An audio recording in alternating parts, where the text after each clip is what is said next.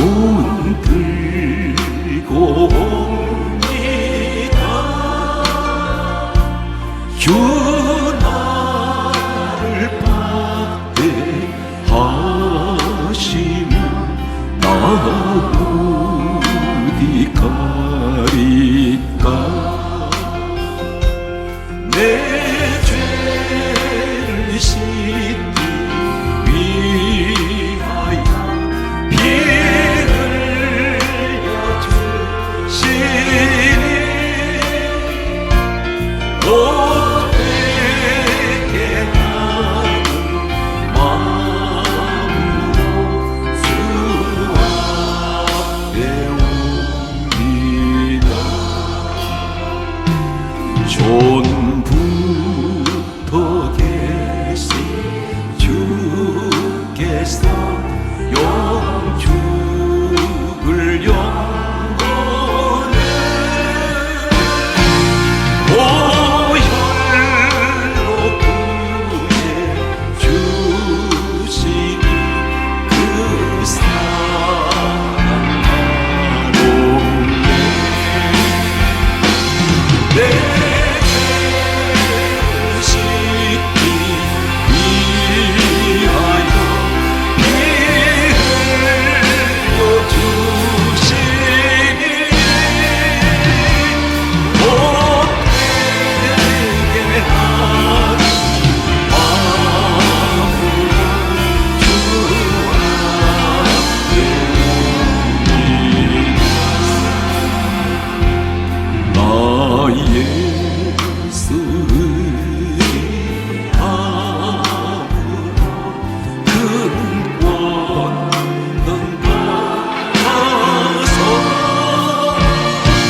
주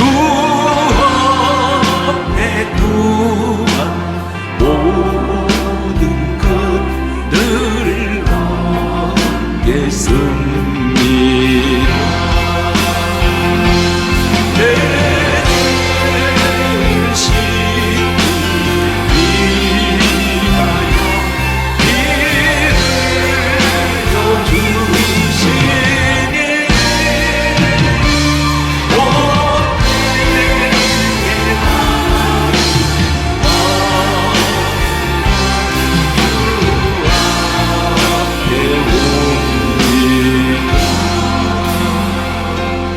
나의 영원하신 기억 생명보다 귀하다. 나의 갈 길 다가오로 나와 동행하소서.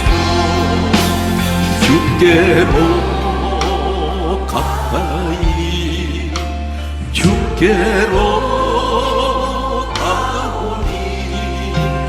나의 갈 길 다가오로 나와 동행하소서.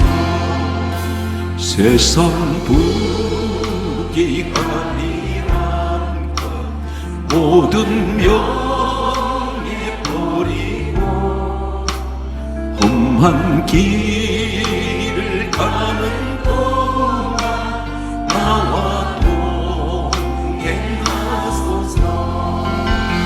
주께로 가까이 주께로 가오니 나의 갈 길 다가도록 나와 동행하소서. 모든 골짝 지나가 험한 바다 건너서 전국문에 이르도록 나와 동행하소서. 주께로 가까이 주께로 나의 갈 길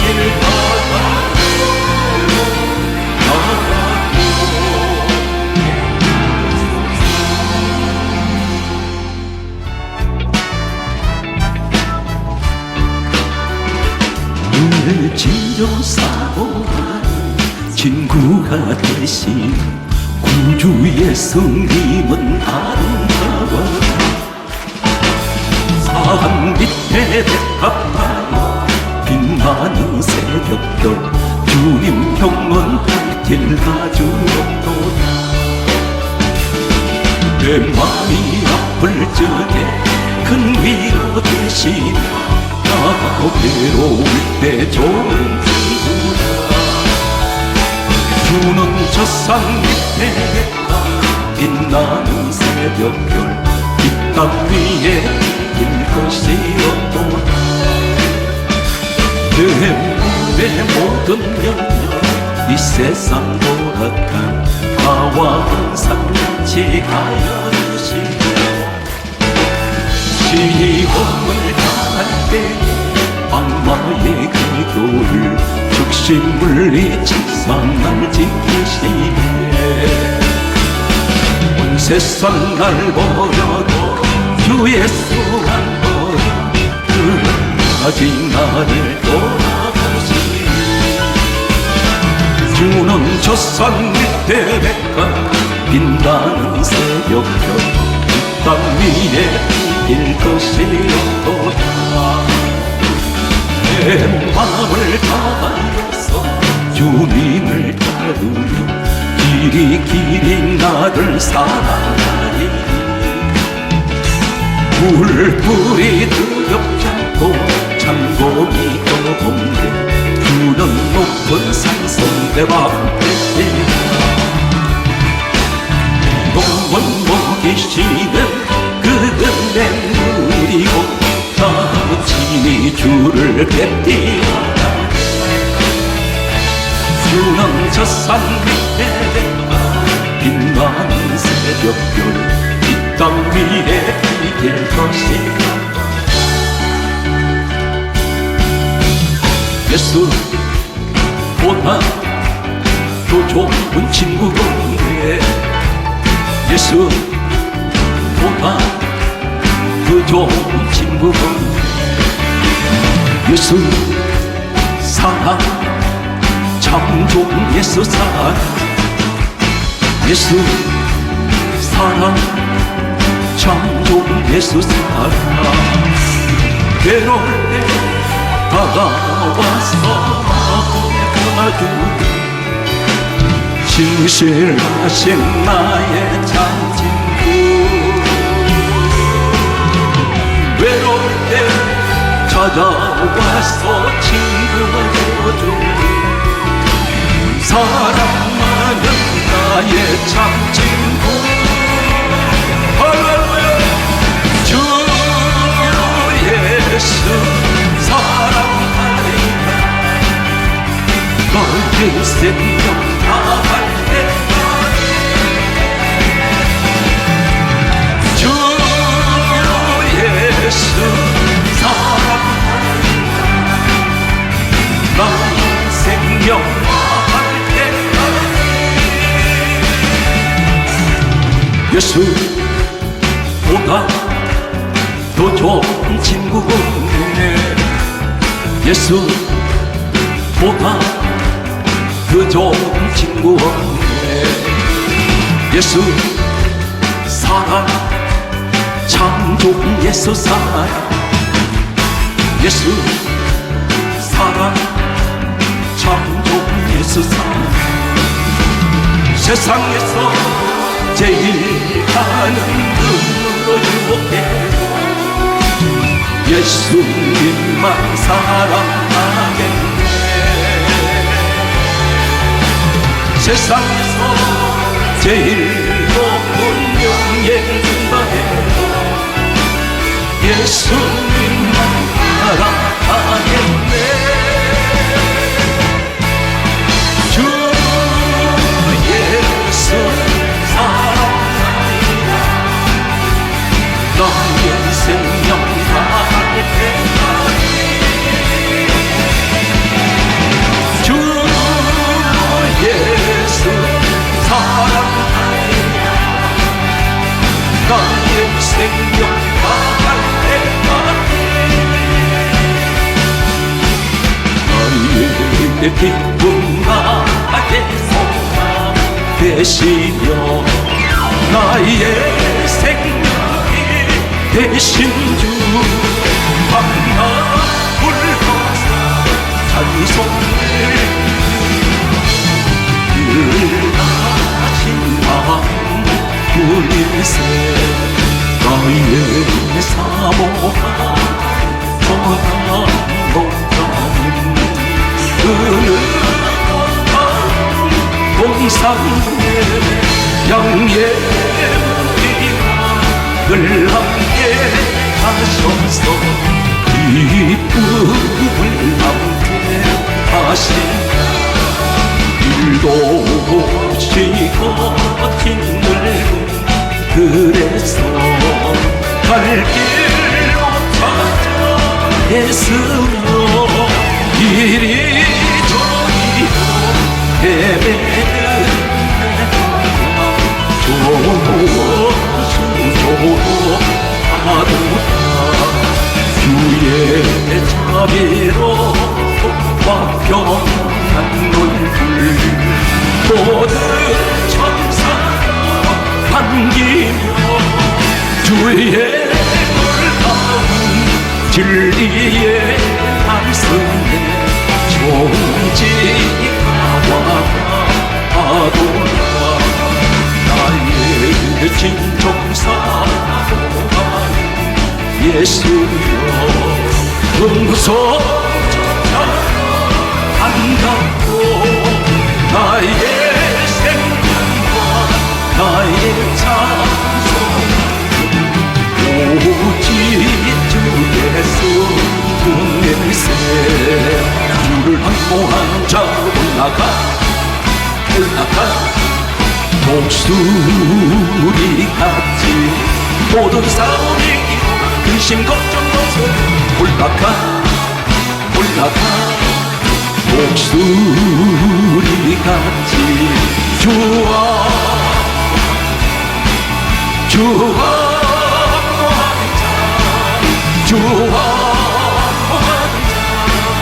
늘 감사하리 주를 항모한 자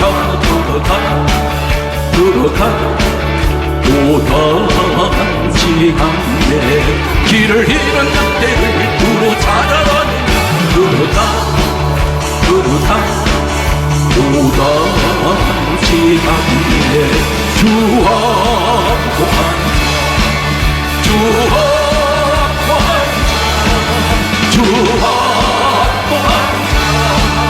늘 감사하니 주를 항모한 자 달려가 비곤치 않네 천성문을 향하여 연료관을 얻도록 달려가 비곤치 않네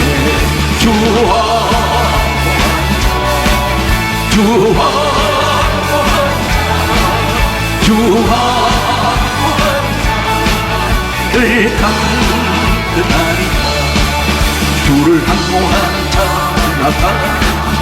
올라가 목소리 같이 은혜하는 주의 영광으로 올라가 목소리 같이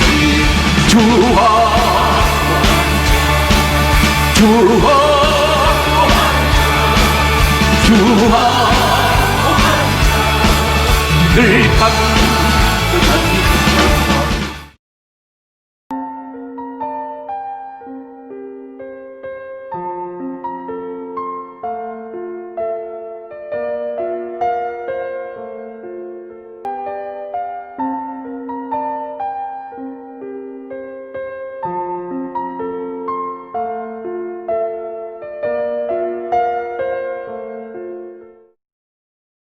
오늘 이 자리에 하나님 보시기에 그리고 내 자신이 보기에 아니면 내 가족들이 보기에 저 사람이 형편없는 사람이라고 하는 사람이 있습니다.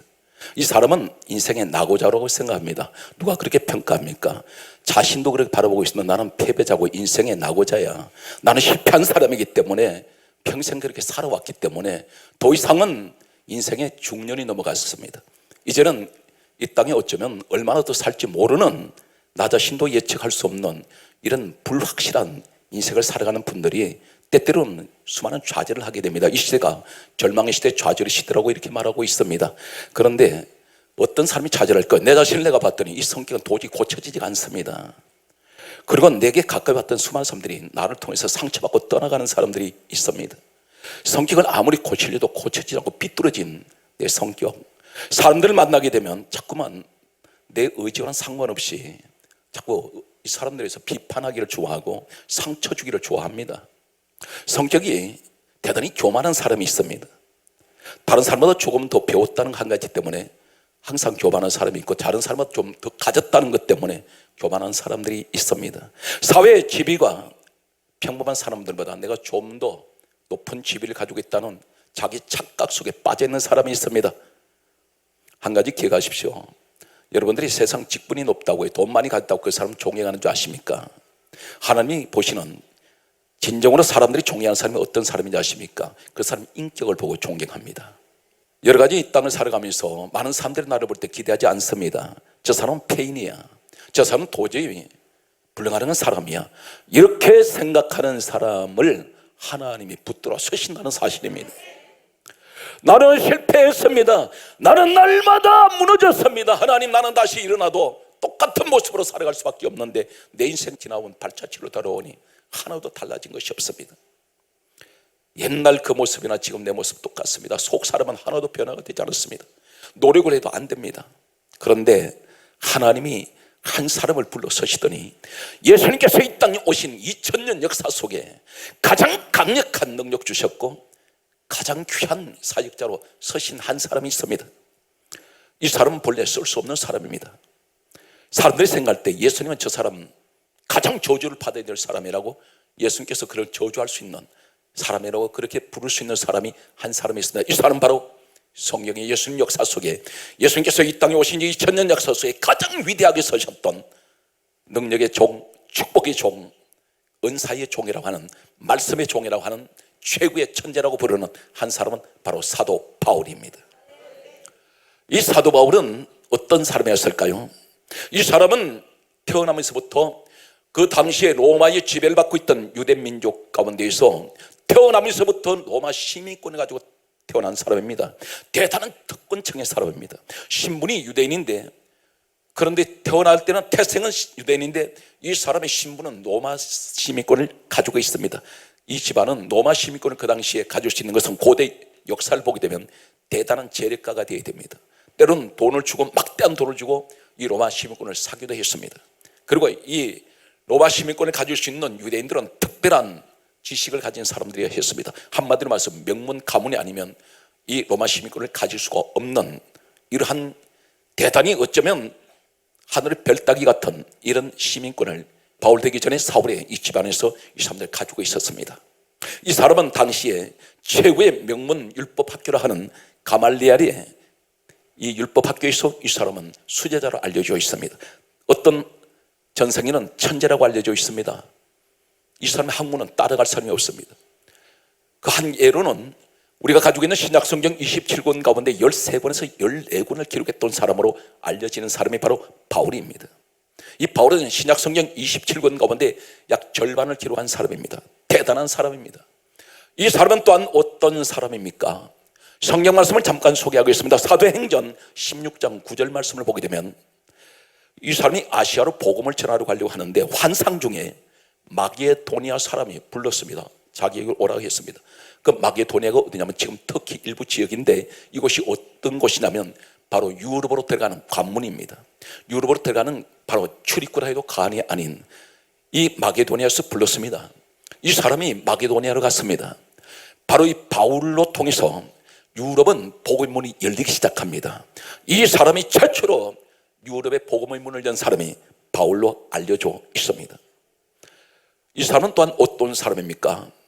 성경 말씀을 계속해서 보게 되면 사도행전 19장 12절의 말씀을 보게 되면 이 사람에게 능력을 부어주셨을 때에 이 사람은 자신이 몸에 지니고 있던 천조각이 있습니다. 손수건, 앞치마를 가지고 사람들이 그것을 가져다가 이 바울 몸에 가지고 있던 천조각을 가져다가 귀신에게 갖다 얹으면 귀신 들린 사람이 얹으면 귀신이 나가버립니다. 어떤 병에 걸렸든지 병든 사람이 갖다 얹었더니 손수건이나 앞치마만 갖다 얹어도 이 병든 사람이 다 치료가 됩니다. 이 모습이 어디에 있습니까? 천주학에도 능력이 나타난 사람 바울은 바로 예수님께서 이 땅에 계실 때에 혈루증을 앓던 한 여인이 있었는데, 이 여인이 주님 뒤로 가서 옷가에 손만 대어도 자신의 몸이 치료될 걸 믿고 나갔다가 치료가 되어 온 사람입니다. 예수님께 있던 이 옷자락의 능력도 이 바울도 이 능력을 가졌습니다. 예수님이 부어주셨습니다. 오늘 성경 계속해서 보게 되면 이 바울이라는 사람은 또 어떤 능력의 사람입니까? 이 땅에 살아서 셋째 하늘까지 올라갔다 온 사람은 바울밖에 없습니다. 성경이 이렇게 기록하고 있습니다. 성경 말씀을 보게 되면 고린도서 12장 2절 말씀을 보게 되면 이 사람이 셋째 하늘까지 올라갔다 내려와서 이 땅에서 14년 만에 자신이 셋째 하늘 올라갔다 온 얘기 하지 않습니다. 어떤 사람이, 내가 아는 어떤 사람이 셋째 하늘까지 올라갔다 내려온 사람인데 본인 자신이 자신을 가리켜 그렇게 말하고 있습니다. 살아서 셋째 하늘까지 올라갔다 내려온 사람은 그것을 낙원이라고 부르고 있습니다. 그런데 이 사람에게, 이 위대하게 서신 사람을 하나님이 가시를 박아놨습니다. 그 가시가 어떤 가시냐면, 이 바울이 이렇게 고백합니다. 내가 주께 3번을 기도했더니 들려오는 음성이 내 은혜가 내게 족하도다. 이는 내가 약한 데서 강하여짐이라. 무슨 말씀일까요? 가시를 박아놨습니다. 그 가시가 어떤 가시냐면, 고린도 성경 말씀 보게 되면 후서 12장 7절 말씀은 이렇게 기록되고 있습니다. 자신의 몸에 가시가 있다 있습니다.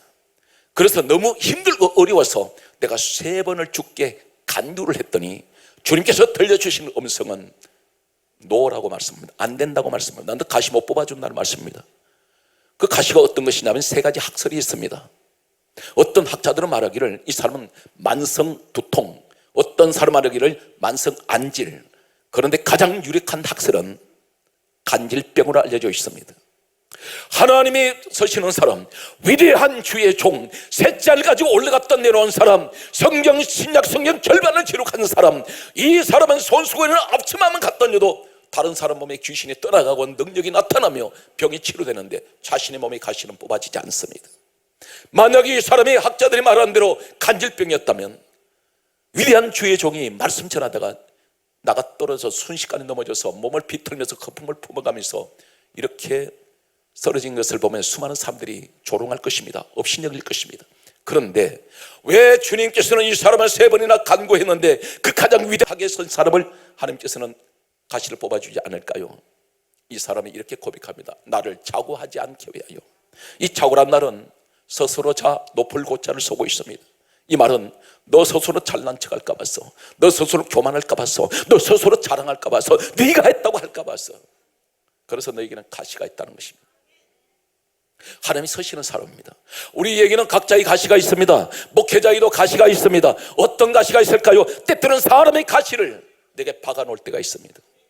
그러면서도 하나님 나를 씁니다. 왜 그럴까요? 너 잘난 척할까 봐서, 네가 혼자 다 한 것 같이 할까 봐서, 너 교만할까 봐서. 그래서 누구에게나 가시는 다 있습니다.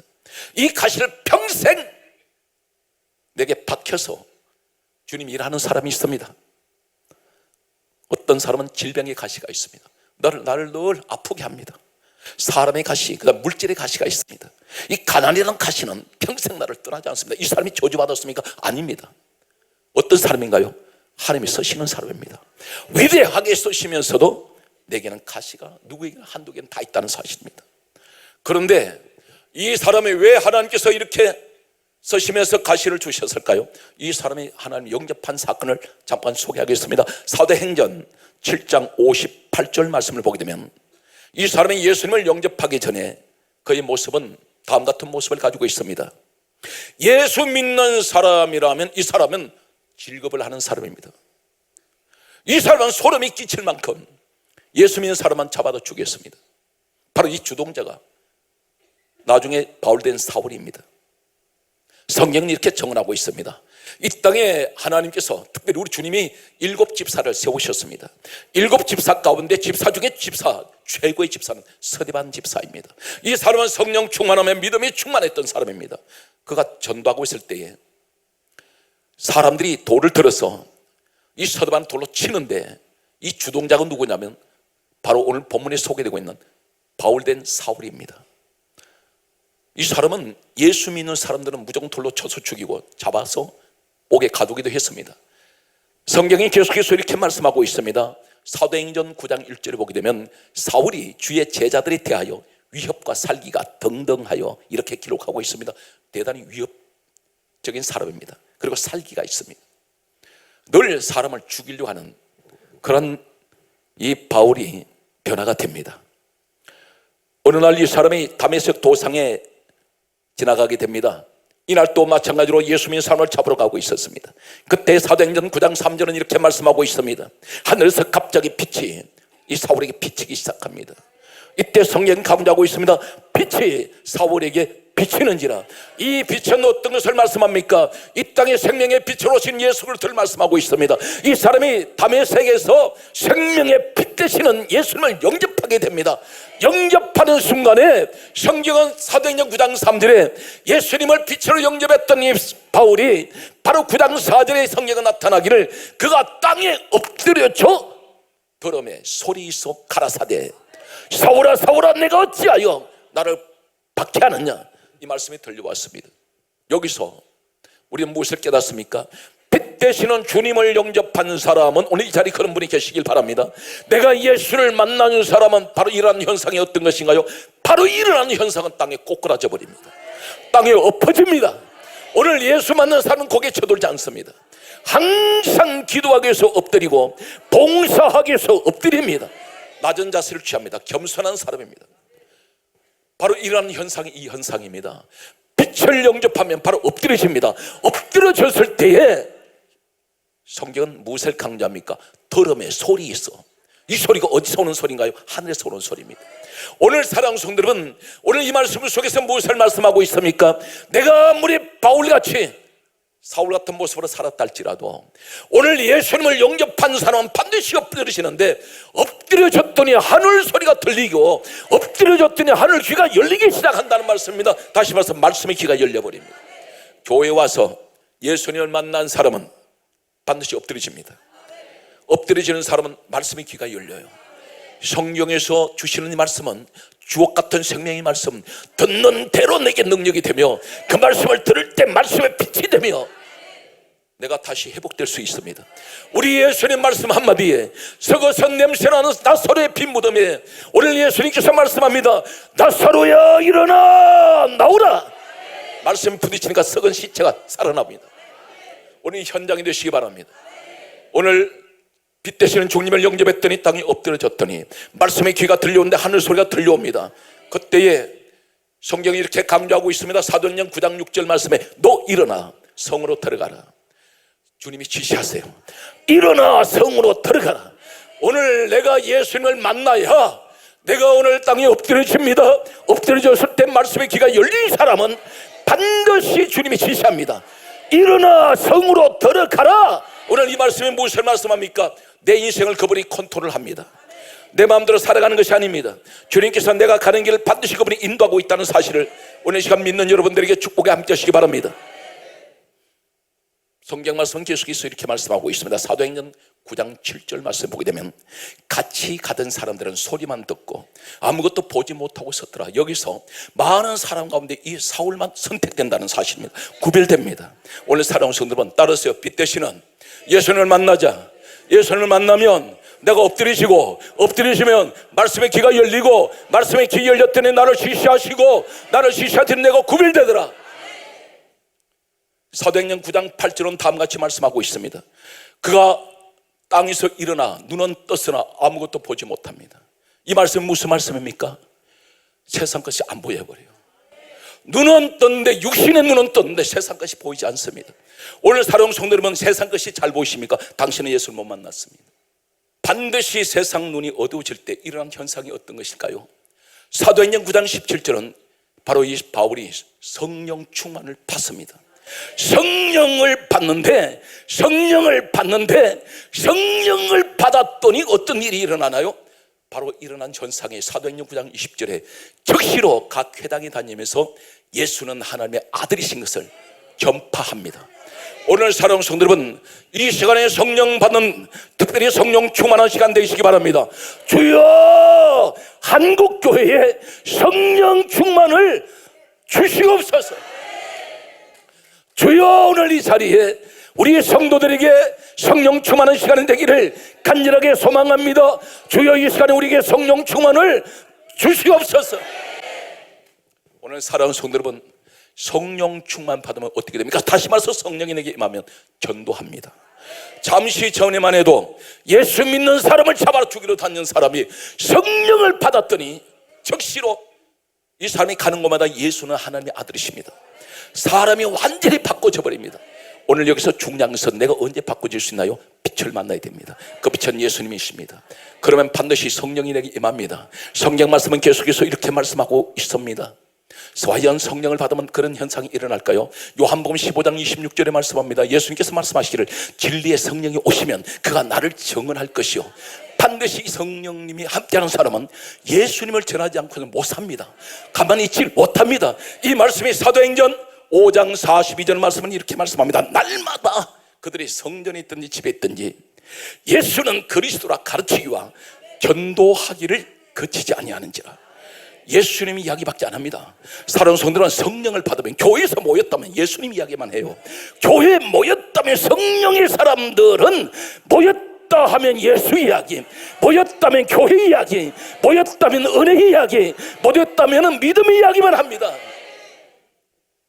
그리고 남을 칭찬하는데 인색하지 않아요. 그리고 그들은 목적이 뭡니까? 전도하기를 그치지 않습니다.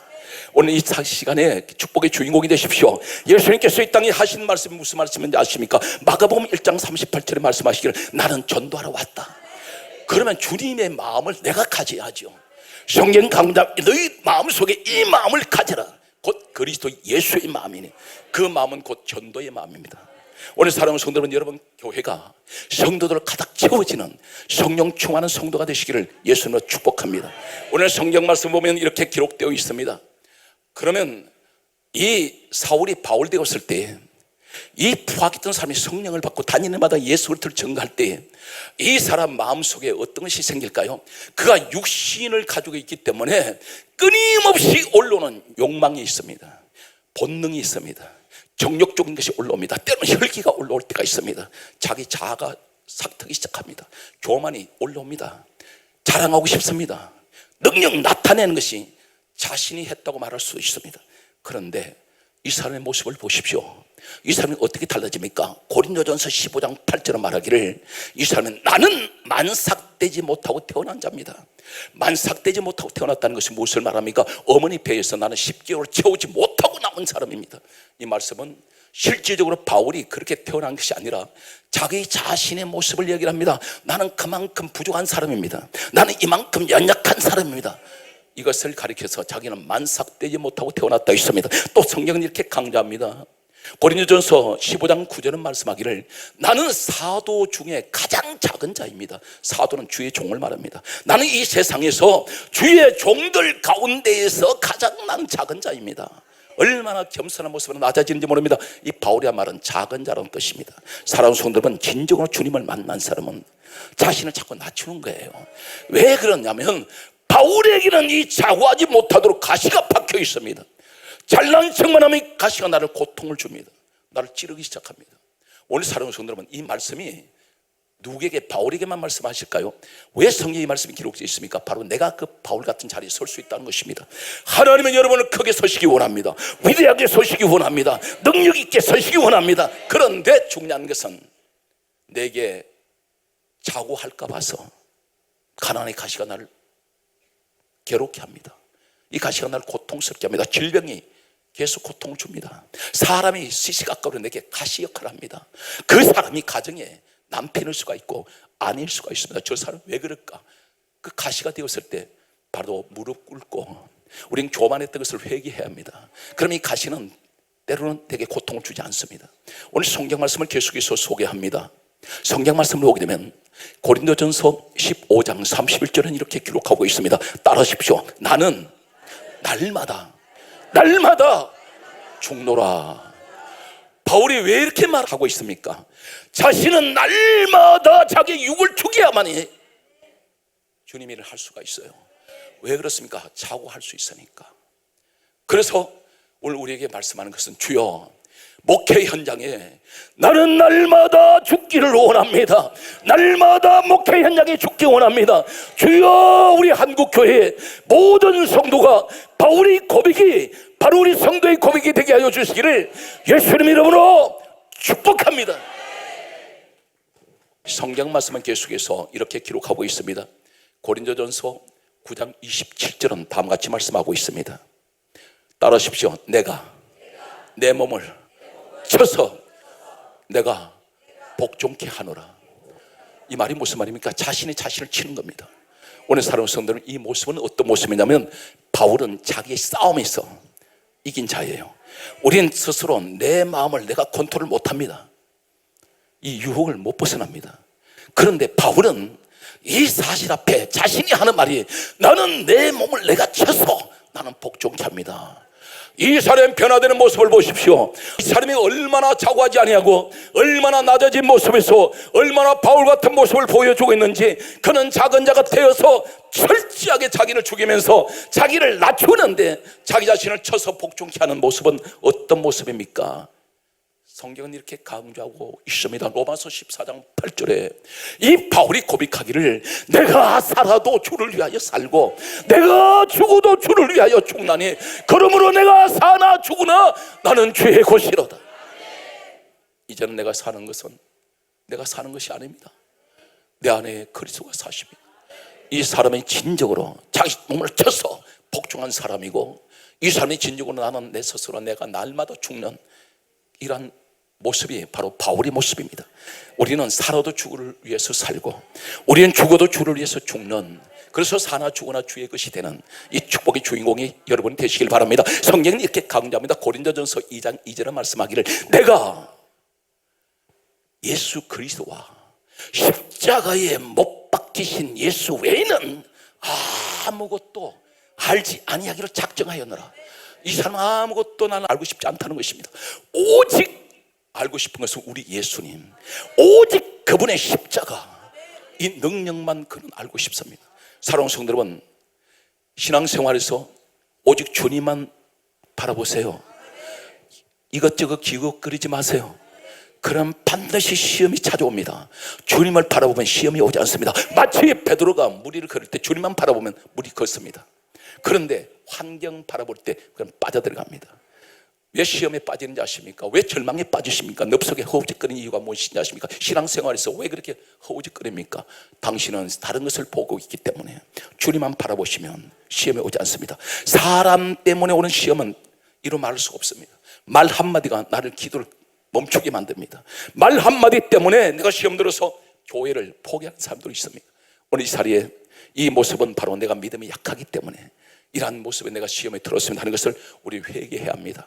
우리 성경 말씀은 이렇게 기록하고 있는 것을 보게 됩니다. 에베소서 3장 8절은, 그러므로 바울은 또 이렇게 고백합니다. 나는 모든 성도 중에 지극히 작은 자보다 더 작은 자요. 이제는 성도들 가운데 자기는 가장 작은 자라고 고백합니다. 그는 좀 더 성경 말씀은 깊이 들어갈 때 이렇게 말씀하고 있습니다. 오늘 어떤 이야기를 하고 있습니까? 디모데전서 1장 15절은 말하기를, 나는 죄인 괴수요. 이 사람이 주님 일을 그렇게 크게 하면서 자신은 죄인 중에 괴수라고 말하고 있습니다. 내가 가장 죄 많은 자라는 것입니다. 오늘 사랑하는 성도들, 이것이 은혜 받은 사람의 모습입니다. 은혜를 받으면 내가 죄인인 것을 압니다. 은혜 받으면 내 죄가 보여요. 은혜 받으면 교회에서 무엇을 해야 할지를 눈에 보입니다. 그러나 은혜 받지 못한 사람은 전혀 손에 쥐어줘도 이 사람은 아무것도 감각이 없습니다.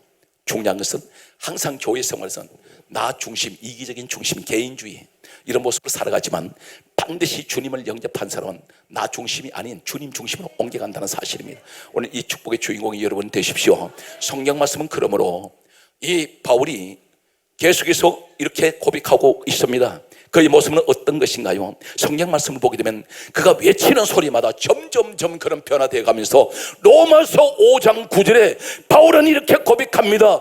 우리 주 예수 그리스도의 피는 우리를 모든 죄에서 의롭게 합니다. 우리 죄인이 의로워진다는 겁니다. 이 사람은 예수 피를 자랑하고 있습니다. 이것이 작은 자의 모습입니다. 주님이 이 사람을 위대하게 쓰십니다. 성경 말씀은 좀 더 이렇게 고백하고 있는 것을 보게 됩니다. 에베소서 1장 7절은 고백하기를 우리 주 예수의 피는 우리를 구속 곧 죄사함을 받게 했습니다.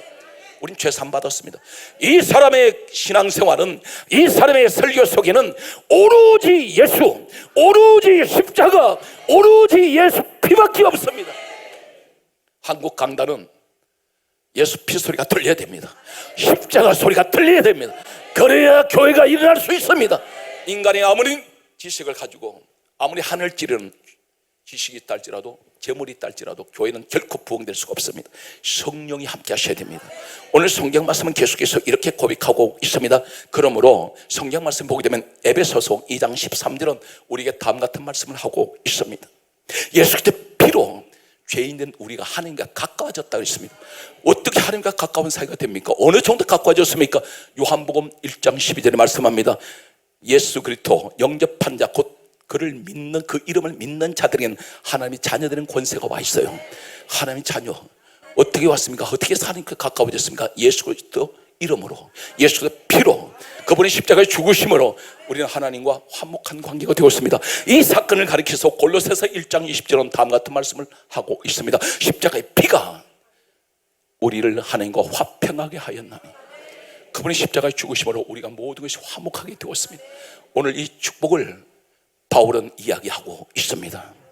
성경 말씀은 우리에게 다음같이 가르칩니다. 그렇다면 한국교회가 지금 어떤 현 주소입니까? 기도의 불이 꺼져버렸습니다.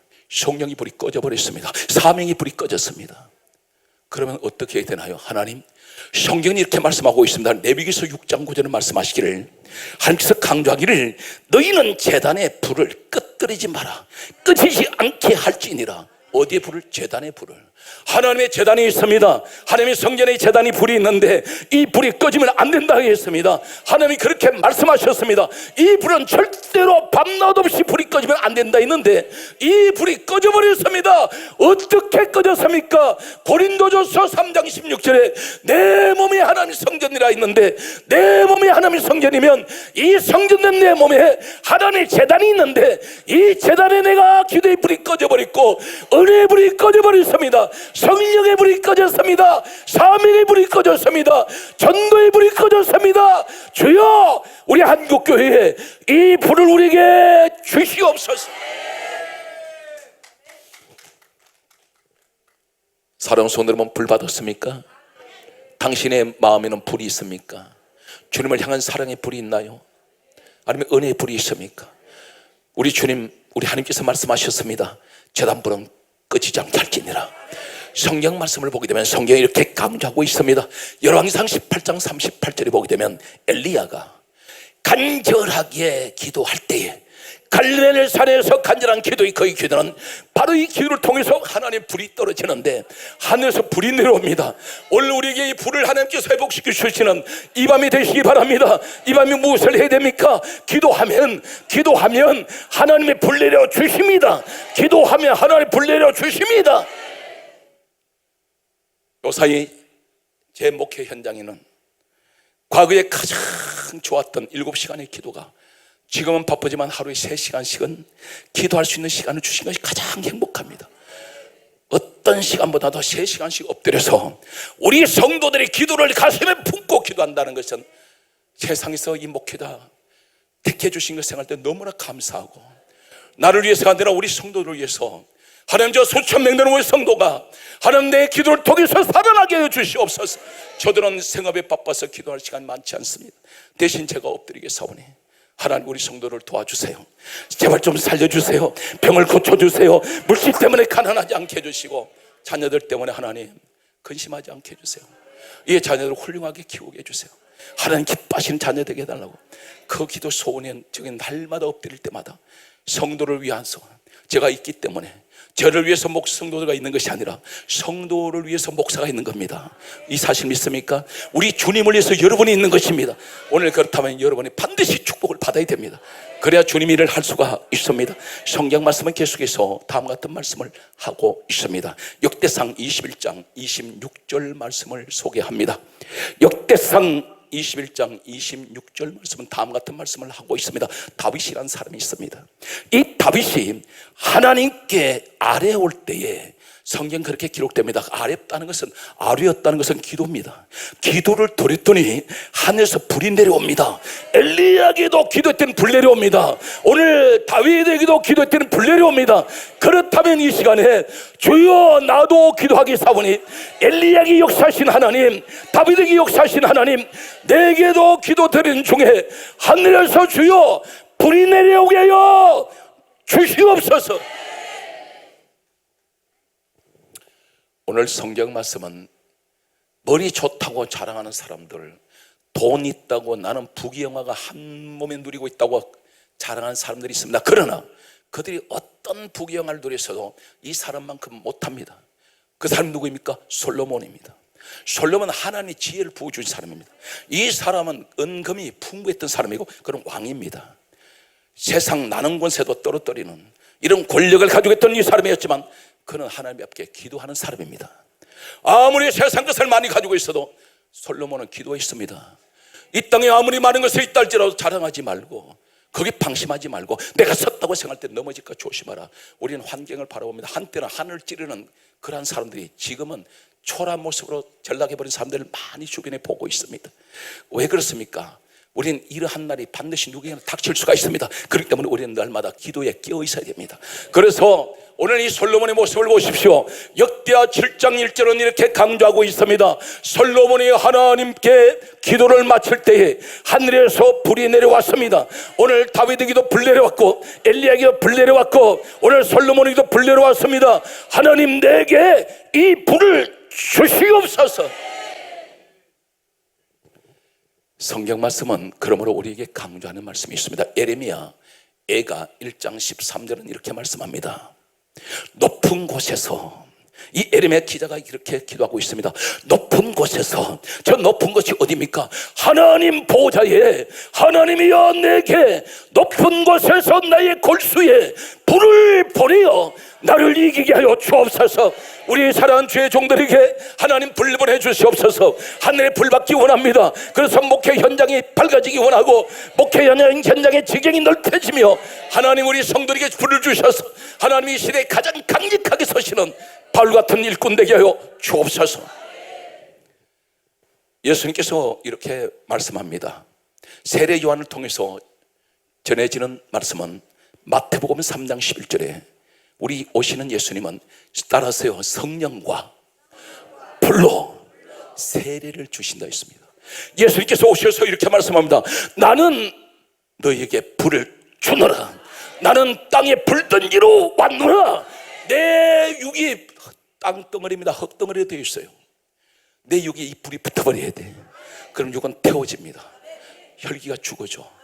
성령이 불 받으면 혈기 죽어요. 육의 것이 죽어버려. 정욕이 죽습니다. 그러면 무엇이 남나요? 영적 생활만 남아요. 주여 내 속 사람이 바꿔지기 원합니다. 내 속 사람이 달라지기 원합니다.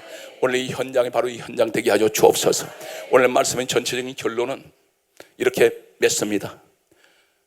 가장 쓸모없다고 생각했던 사람, 완전히 세상적인 모습으로 살고 있던 사람, 예수님께서 보실 때 완전히 원수 같은 짓을 했던 사람, 이런 사람도 주님이 잡으시면 위대한 사람이 됩니다. 그런데 이 사람은 쓰시지만 이 사람의 근성이 바꿔지지 않고 본질이 바꿔지지 않을 때에 하나님께서는 그에게 가시를 박아 놓습니다. 오늘 이 자리에 내가 항상 낮은 자리에 있으면 이 가시는 뽑아집니다. 그러나 내가 좌우할 때 이 가시는 다시 나를 고통을 줍니다. 주여 오늘 이 자리에 내가 바울 같은 낮은 자가 되기 원합니다. 작은 자가 되기 원합니다. 그리고 주님 내게도 이 불을 주세요. 우리 사명의 불을 내가 가지기 원합니다. 전도의 불을 가지기 원합니다. 주여 오늘 이 밤에 모든 성도들에게 성령이 역사하시는 이 불의 현장이 바로 이 자리가 되게 하여 주시옵시고 섬기는 교회의 작은 불씨가 되어서 이 나라의 한국 교회의 가장 중심에 서는 우리 성도들이 섬기는 교회가 되게 하여 주시기를 예수 그리스도의 이름으로 축복합니다.